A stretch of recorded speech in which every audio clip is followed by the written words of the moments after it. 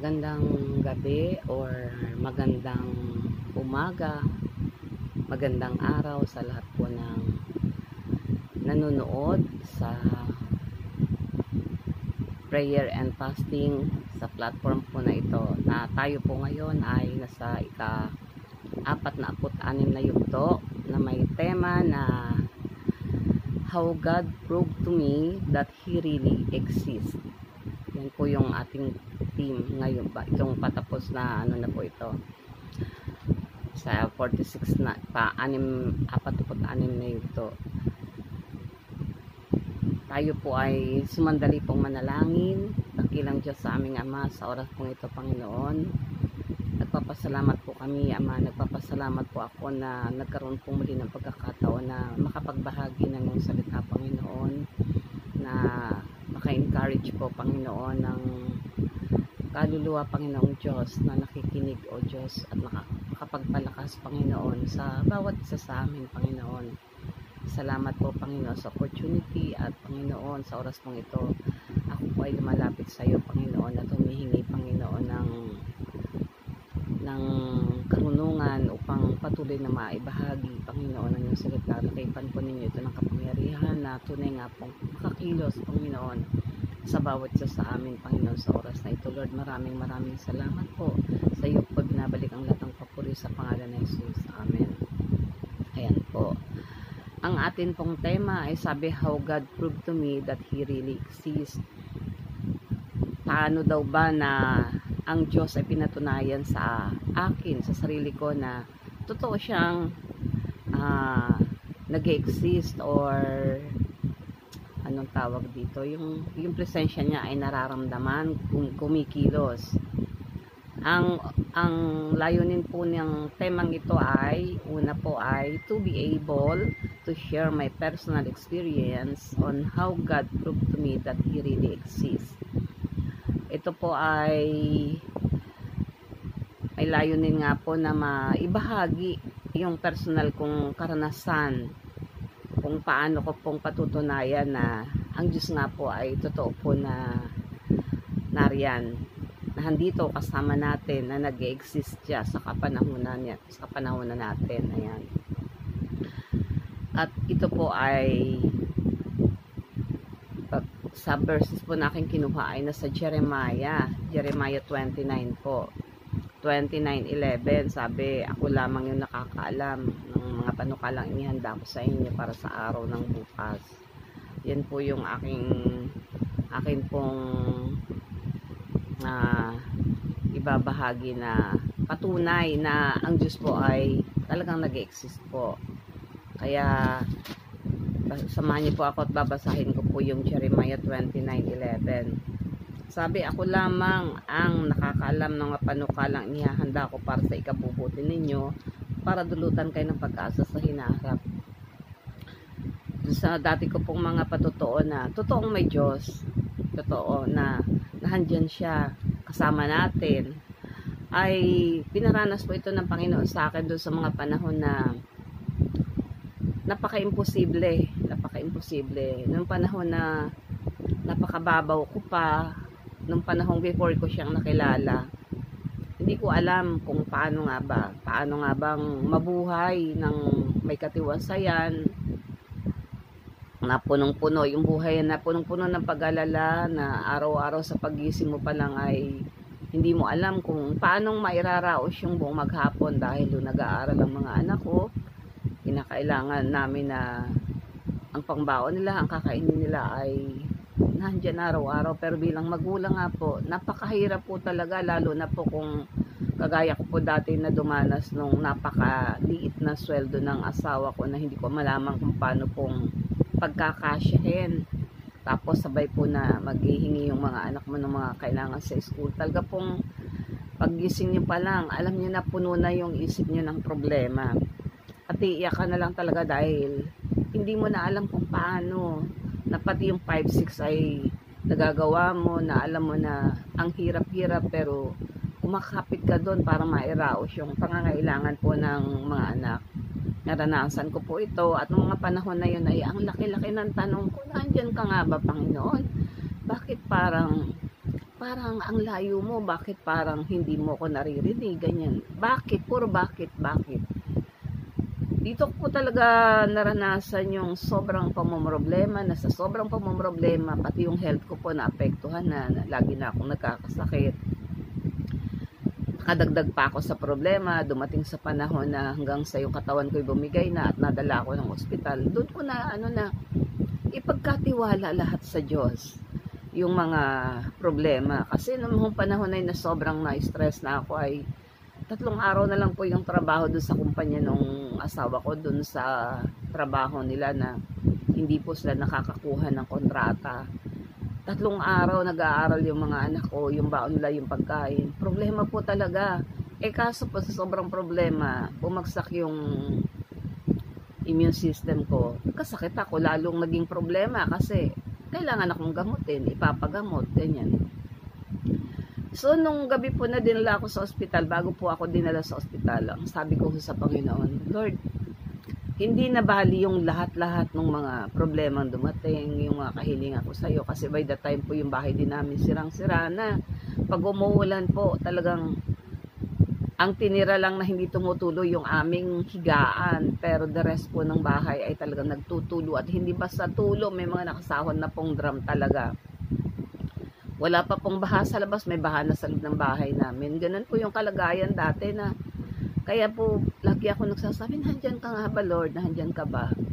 Totoo ba na naririnig mo yung prayer? Kasi bago pa lang akong mananampalataya na sabi ko nga nangihingi, pero parang walang sagot. Ang nakakatuwa po talaga, nung dinala na po ako sa ospital, bago ako nilakad, sabi ko po ay, Lord, okay na po, wag nyo na lang pong, kahit hindi nyo na po ibigay sa akin yung mga request ko, yung mga hinihiling ko na basta wag nyo po muna akong kukunin kasi po na talaga, iba na yung pakiramdam ko, hirap na akong huminga, ganyan. Nakaka-amaze po yung ginawa ng Panginoon kasi nung nasa ospital na po ako, gusto akong i-admit, pero ayokong magpa-admit kasi nga po, iniisip ko yung pera, paano yung mga anak ko, kung nandun ako, tapos yung asawa ko walang trabaho, paano na, ganyan. Di, lumabas din po kami nung gabi na yon, pero sabi ko, Lord, ikaw na yung magiging dakilang manggagamot ko. Ikaw yung magpapagaling sa akin. Ma-amaze po kayo sa ginawa ng Diyos sa buhay ko. Sa akin talaga, iyakan na po yung mga anak ko nag-iyakan na sila kasi alam nila na hindi maayos yung itsura ko. Kasi namamanas po ako namamaga yung katawan ko. 1 linggo na pong ganun yung sitwasyon na hindi ako nakakatulog ng maayos, may lagnat po ako, namamaga ako. Nung umuwi po kami, nakakatuwa si Lord talaga, nakakatuwa siya talaga. Sobra pong galak ng puso ko ng kinagabihan na yan. Kasi pag uwi po namin, kasi nagpalabas po ako mga 1:00 ng gabi, ng madaling araw, sabi ko, labas po kami. Sabi ng asawa ko, bakit ka, sabi ko, ano gagawin natin dito sa ospital, wala naman tayong pera. Kasi ang dala ko lang pong pera yung pambayad ng kuryente namin, kasi baka maputulan kami, ayaw kong magalaw yun, dahil inutang ko lang yun. Nakaka-amaze po talaga ginawa ni Lord. Pag uwi po namin nung gabi na yon, bumaba po yung lagnat ko. Tapos po, mayat maya, ihi na po ako ng ihi mayat maya.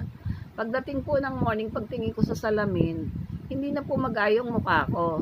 Tinignan ko yung binti ko, hindi na rin po siya maga. Tapos po maayos na yung paghinga ko. Kasi po ang taas po ng aking infection sa kidney. Po siya talaga, yung suka ako ng suka, lagnat, ganyan. Tapos po, talagang pati yung hininga ko apektado kasi nga po yung dumi dun sa dugo ko, nagkokos na po sa akin ng matinding atake ng asthma. Nakakatuwa po, pagtingin ko sa lamin, na po siya, impis na, wala na po. Pagkatapos po, that day din, tinawagan po yung asawa ko sa work na may work na daw po. At tamang-tama po, nung nag-start ang asawa ko ulit doon sa kontratang nakuha ng kumpanya.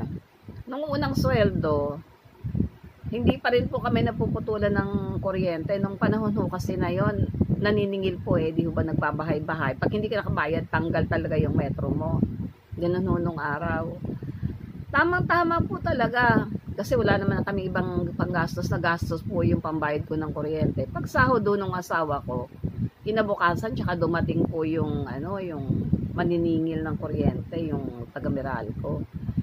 Na-amaze po ako sa Panginoon talaga kasi talagang parang pinigil niya yung oras ng pagdating nung naniningil.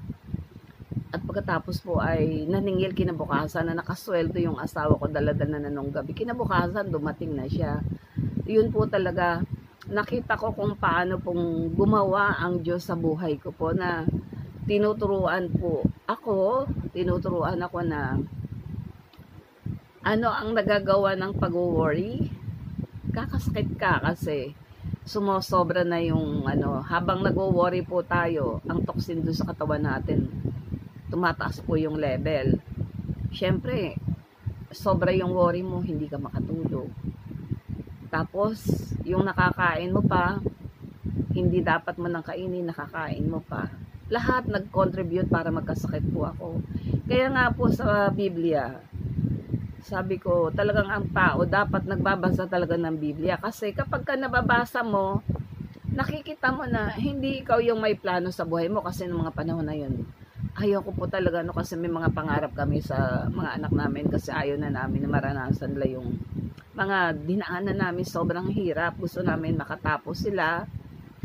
Kasi nga po, kung hindi sila makakapag-aral, paulit-ulit yung hirap ng buhay. Mararanasan na naman. Ayaw ko nga pong mangyari ulit kasi naranasan na po ng mga lolo't lola, naranasan ng mga magulang ko, and then kami nakakaranas pa rin kasi mga walang hindi nakapag-aral ng maayos. Ayan po.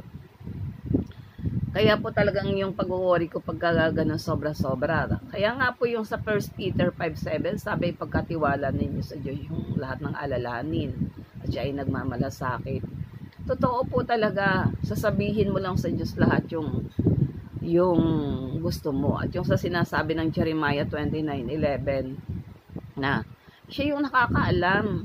Siya yung nakakaalam ng mga bagay na ipinapanukala niya sa buhay ng bawat isa sa atin. Ang hinihingi lang ng Panginoon sa atin ay magtiwala. Magtiwala na hindi tayo yung humahawak ng buhay.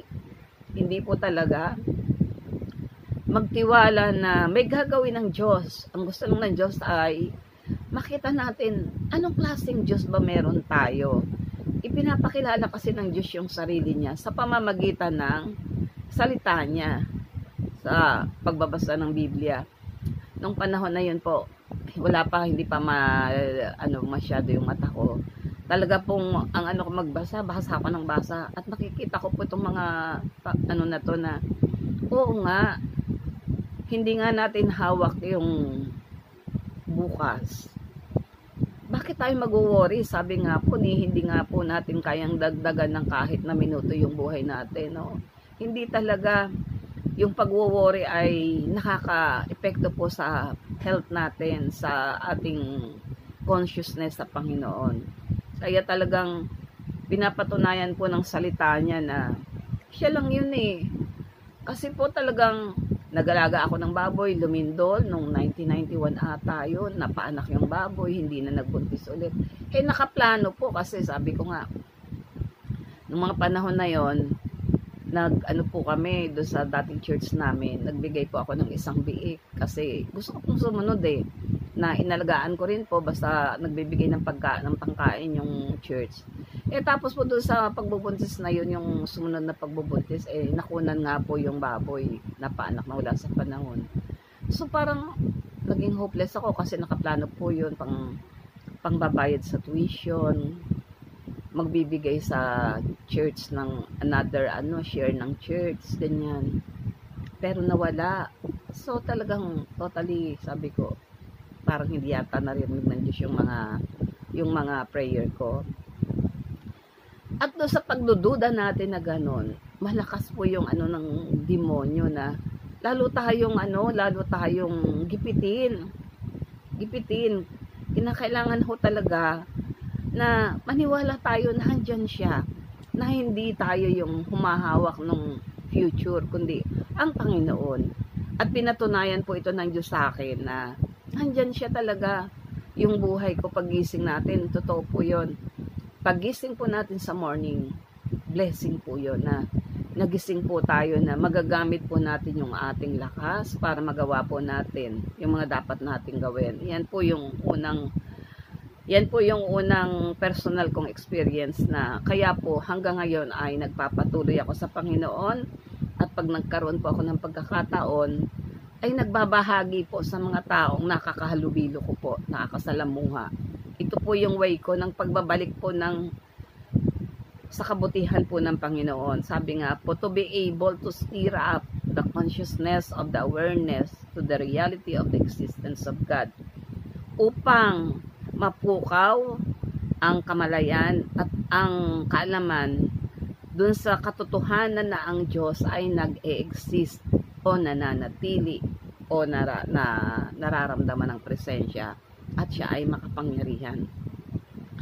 Ang mga nangyayari po sa atin ay ginagamit ng Diyos para po talaga lalo pong mag-sink in sa atin na merong Diyos na kapag may problema ka, aware ang Diyos sa ating kalagayan, hindi niya tayo pinababayaan, para patunayan niya po talaga na andito lang ako, prayer lang ang katapat, kausapin mo lang ako. Ito po talaga yung katotohanan na ang Diyos ay nag-e-exist. Sabi po ng awit 91:7, awit 91:7 po.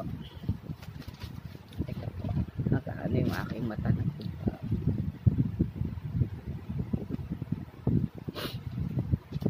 Awit 91:7, sabi po ng awit 91:7, sabi, kahit na mabuwal sa iyong harapan ang 1,000 tao, sa iyong paligid ang bilang ng patay maging 10,000, di ka matatakot at natitiyak mong di ka maaano. Isa pa rin po ito sa patunay ng Panginoon dun sa kanyang existence. Noon pong panahon ng COVID, sobra po ang naging epekto po nito sa buhay at kabuhayan po ng buong daigdig. Marami po talaga namatay. Sabi nga, libo-libo po ang namatay. At ang napakabuti po sa Panginoon, although hindi ko sasabing hindi po kami nagkasakit, hindi lang po kami nag-iingay. Kasi po dumating yung anak ko ng March 12, March. Basta po dumating siya doon sa kasagsagan ng COVID. Ay parang April 20, dumating po siya. So, kasi po stop lahat po yung trabaho sa sa barko, sa luxury liner, sa lahat po naka-stop po lahat. So, uwi. Noon pong alam na po ng center, nagpunta na po sa amin na sabi kailangan naka-isolate. So naka-isolate naman po talaga yung anak ko kasi bagong gawa yung bahay ng isa kong anak. Doon sila nung girlfriend niya doon. Wala po silang kasalo, na doon siya. Tapos po nung sabi ng center, kapag ka may naramdaman, i-report. Pangatlong araw po, nilagnat yung anak ko, nagkaubo-ubo. Yan, nag-ubo na po. Tapos, nawala na po yung panlasa. Pero kabutihan po ng Panginoon noong panahon na yon, meron po akong nakatabing mga antibiotics, may mga nakatabi po akong gamot kasi bawal po kayong ma-hatching, bawal kayong maabo. Pag na-report kayo, kuhanin kayo, kaya ma-isolate. Naka-isolate na po yung anak ko. Binigay ko po ulang gamot. Siyempre, unang-una po panalangin kasi alam po natin na nandyan na. Although nagkaroon ng mga sakit, nandyan pa rin ang pag-iingat ng Panginoon. Talaga pong nakita ko po yung, hindi ako dumidikit, di kami dumidikit, basta yung pagkain nila, ilalagay lang sa may pinto, and then naalis na. Antindi po ng ubo niya, kasi lang po, cellphone lang na lang yung way na pag-uusap. Hindi na ubo niya, nilalagnat siya. So, sabi ko, hirapan ka bang huminga? Hindi naman po. Sige, mag-steam. Laga kami ng lemon, laga kami ng luya, yan. Panalangin po talaga, tutok. Sa madaling salita, bumuti po siya. Hindi lumipat na sa bahay namin dahil nakatapos na siya nung isolation niya. Kaso po kasi nagpe-prayer po kami gabi-gabi noon, may devotion po kami. Natuto po ang mga bata na mag-share ng word, mag-pray, mag-worship. Sumama na sila doon sa worship namin. Ako po dahil may edad na, after po siguro ng mga 3 days na nandito yung anak ko na sumasama na sa worship namin, ako naman po pagising ko, ang sakit po ng buong katawan ko, and then naglagnat na po ako, and then inubo ko. Alam ko, nahawa ko. Nagkakakwentuhan na kami kasi hindi na pala ako, sabi, ako ang nag-isa. Naramdaman po namin na ganun na yung mga pakiramdam, tapos po nawala yung panlasa, nawala yung amoy. Tawanan kami kasi nag-spray po kami ng pabango sa wrist, ganyan. Pinamoy, wala talaga. Natawa na lang kami. Huwag kayo maingay, walang mag-iingay, mag-pray tayo. Ito po yung patunay na ang Diyos ay nahandyan. Kasi po, gumaling po kami nang hindi po kami na-isolate. Sama-sama po kami sa bahay. God is so good talaga. Nasasaksihan po natin na sa balita, napakaraming namamatay. Dinadala sa ospital ang tao, wala nang paglagyan, nasa kotse na lang, doon na ginagamot, doon na ino-oxygen. Napakabuti po ng Diyos. Ako, asthmatic po ako talaga at napakahirap sa akin yung nagkakasakit na ganoon. Pero napakabuti ng Diyos, binatunayan niya doon sa aming consciousness, doon sa aming kaisipan na andito lang ako kaya ko kayong ingatan kahit na matumbay yung mga tao sa paligid nyo. Hindi ko kayo pababayaan. Ganun po kumilos ang Diyos sa buhay namin. Kaya ho talagang sa panahon po na yon, talaga pong lalong pinatunayan ng Diyos na nag-e-exist siya. Na doon sa mga anak niya, hindi niya pababayaan yung mga anak niya. Na doon sa mga peste na yon na kumalat ay mapinsala. Although, nagkasakit. Pero hindi inalaw ng Diyos na may malaga sa pamilya dahil po doon sa pesting COVID na yon. Yan po yung patunay para patunayan po na nahandyan ang Diyos, nag-e-exist siya. Kaya po talagang ang pananalig natin habang nangyayari ang mga bagay-bagay ay lalong lumalalim kasi pinatutunayan ng Diyos yung kanyang mga salita. At ang sabi pa po dun sa awit 91:14 hanggang 15, ang sabi ng Diyos, aking ililigtas ang tapat sa akin at iingatan ko ang sinamang taong ako'y kikilanlin. Pag sila'y tumawag, laging handa ako na sila'y pakinggan. Ito po yung patunay talaga kasi nung panahon na yun, stop lahat, pati yung trabaho nung mga anak ko. So, sama-sama lang kami sa bahay. Wala naman kaming ipon, ganyan. Yung isa kong anak na, yung panganay ko ay na-stranded sa dagat, bawal silang mag-sail. Dinadalan lang sila ng supply. Nakauwi po yung anak ko na yung June na naka-float lang yung kanilang barko sa gitna ng dagat. Sabi nga ng anak ko, ang supply lang namin na may isang bote lang kami ng tubig na sa mineral water. Tapos merong 2 tinapay, gagawin daw ng anak ko, itatabi niya yung isa para may kakainin ulit ng susunod na meal. Nakaraos po mula ng March hanggang June na ganun yung kalagayan nila. Patunay po na ang Diyos ay hindi nagpapabaya kasi po talagang araw-araw po iniyak po namin sa Panginoon na ingatan po lahat yung anak niya, kasama po yung mga anak ko doon. At pinatunayan po iyon ng Panginoon. At number 3 po, dito po ay sabi, to inspire people to press on to knowing personally the Almighty God. Para daw po maka-inspire sa mga tao na manatili at patuloy na sikaping makilala ng personal ang ating makapangyarihang Diyos. Ako po mismo, personal, ang daming pinatunayan po ng Diyos. Mula noon hanggang ngayon, dati po, problema ko lagi, pera. Araw-araw kailangan pera. Sabi ko dati, reklamo ko, buti pa yung pera, may tao. Bakit yung tao walang pera? Kasi ako po lagi ako nawawala ng pera ng mga panahon na yon nung hindi ko pa po nararanasan yung magtiwala ng buong buo. Yung dati. Pero nung nakita ko po na ang kailangan pala ay kilalanin mo yung Diyos mo. Sino ba siya? Na aminin mo sa sarili mo na kahit ang buhay mo ay hindi sa'yo, na anytime mawalan ka ng lakas, wala ka nang magagawa. Dito po lumalim yung pagkakilala ko sa Panginoon, ang kaunawaan na siya yung may hawak ng buhay at ang kailangan lamang ay magtiwala tayo ng lubos sa Kanya. At sabi nga po sa Jeremiah 33, sabi po dito, teka lang po nawala yung itinanda ko. Gusto ko kasing yung mabasa po ng buo yung Jeremiah 33, 1 hanggang 3. Kasi po napakaganda Sabi po dito sa Jeremiah 33, 1 hanggang 3. Muling kinausap ni Yahweh si Jeremiah, samantalang ito'y nakaapiit at mahigpit na nababantayan. Ganito ang sabi sa kanya, ako ang lumalang, humugis at nag-ayos ng buong daigdig. Yahweh ang aking pangalan. Kung tatawag ka sa akin, tutugunin kita at ipapahayag ko sa iyo ang mga bagay na mahiwaga na hindi mo nauunawaan. Yan po yung mga bagay na nais ng Panginoon. Magsabi po tayo sa Kanya, kilalanin natin kung sino po siya sa buhay natin, kung sino siya, ano siya sa buhay natin, at ano po yung kaya niyang gawin.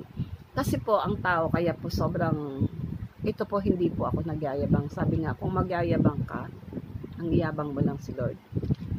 Nung hindi ko pa po personal na kilala ang Diyos at kinikilala pang patuloy hanggang sa mga panahong ito, hindi ko po makita kung gaano siya ka-great, kung gaano siya makapangyarihan. Reklamo yung natitira. Pero nung makita ko po ang susi para po talaga makita natin yung kapangyarihan ng Diyos, ay magtiwala sa Kanya. Sabi nga po ng Mateo 6:33, sabi, datapwat pag sumakita natin na unahin at pagharian tayo ng Diyos, masunod ang Kanyang kalooban sa atin, at ang lahat ng bagay ay idaragdag na lamang po. Ang kailangan lamang po magtiwala. Sa lahat ho ng panahon na may na-encounter po akong mga tao sa paligid ko, kaanak, mga taong hindi ko kilala pero nakikita kong may problema, isinishare ko po yung greatness ni God. Kasi po, yung ating buhay ay testimony sa kaluwalhatian ng Panginoon. At kung hindi po natin sasabihin sa kanila na may Diyos, hindi po natin mapupukaw yung kanilang kaisipan na magtiwala ka lang. Hindi mo hawak yung buhay mo. Kasi hindi nga natin alam kung bukas makalawa pagising natin, kinuha na tayo. So ngayon pa lamang po talaga, kinakailangan maka-inspire po tayo ng tao sa paligid natin. Hindi po ako ganun hindi kagaya dati na anytime na gusto kong malis, nang bibigyan ako ng oras sa Panginoon para makapag-home Bible study sa mga bahay-bahay dati. Ngayon po, hindi ko nagagawa kasi napakarami pong obligasyon. Tapos po ay sa edad ko na rin po. Ayan.